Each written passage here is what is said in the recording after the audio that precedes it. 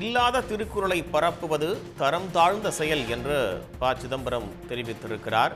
குறள் 944 என்று பொறிக்கப்பட்ட குறள் திருக்குறள் நூலிலேயே இல்லை என்று குறிப்பிட்டிருக்கும் அவர் போலி திருக்குறளை பரப்புவதை மன்னிக்க முடியாது என்றும் குறிப்பிட்டிருக்கிறார். போலி சித்திரம், போலி குறள் என்று குறிப்பிட்டிருக்கும் அவர் ஆளுநர் மாளிகையில் ஜூலை 13ஆம் தேதி மருத்துவர்களுக்கு வழங்கப்பட்ட விருதுகளில் இல்லாத திருக்குறள் பொறிக்கப்பட்டதால் மிகப்பெரிய சர்ச்சை ஏற்பட்டிருக்கிறது. திருவள்ளுவருக்கு காவிச்சாயம் பூசியதைப் போல் இல்லாத குறளை ஆளுநர் மாளிகை பரப்புவதாக பல்வேறு தரப்பினரும் குற்றச்சாட்டை முன்வைத்த நிலையில் தற்போது ப. சிதம்பரமும் தன்னுடைய கண்டனத்தை தெரிவித்திருக்கிறார்.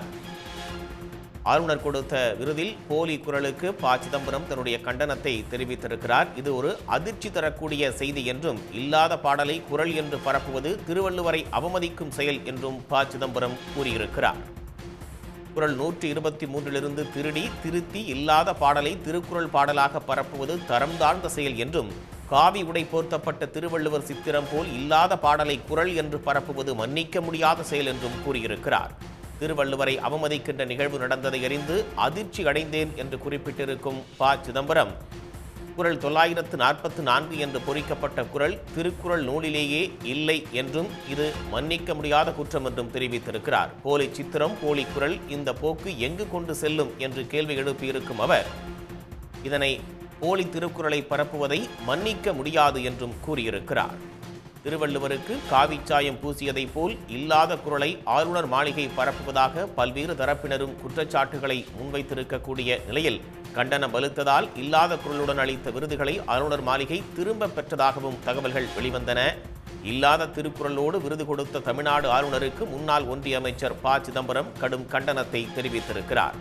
சிறந்த மருத்துவர்களுக்கு ஆளுநர் கொடுத்த விருதில் ஒரு போலி குறள் பதிக்கப்பட்டிருந்தது அதிர்ச்சி தரும் செய்தி என்றும் இல்லாத பாடலை குறள் என்று பரப்புவது திருவள்ளுவரை அவமதிக்கும் செயல் என்றும் அவர் கூறியிருக்கிறார்.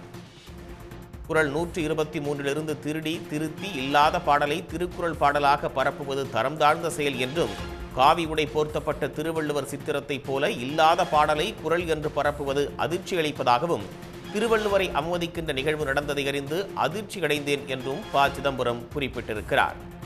குறள் 944 என்று பொறிக்கப்பட்ட குறள் திருக்குறள் நூலிலேயே இல்லை என்பதை சுட்டிக்காட்டியிருக்கும் அவர் போலி சித்திரம், போலி குறள் இந்த போக்கு எங்கு கொண்டு செல்லும் என்றும் கேள்விகளை முன்வைத்திருக்கிறார்.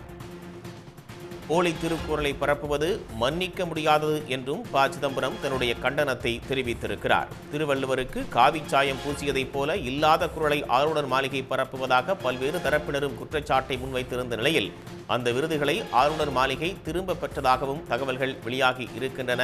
இந்த சூழலில் இதற்கு ப. சிதம்பரம் தன்னுடைய கண்டனத்தை தெரிவித்திருக்கிறார். ஆளுநர் கொடுத்த விருதில் போலி குறள் இருந்ததற்கு ப. சிதம்பரம் தன்னுடைய கண்டனத்தை தெரிவித்திருக்கிறார். உடனுக்குடன் செய்திகளை தெரிந்து கொள்ள சன் நியூஸ் பெல் ஐகானை கிளிக் பண்ணுங்க.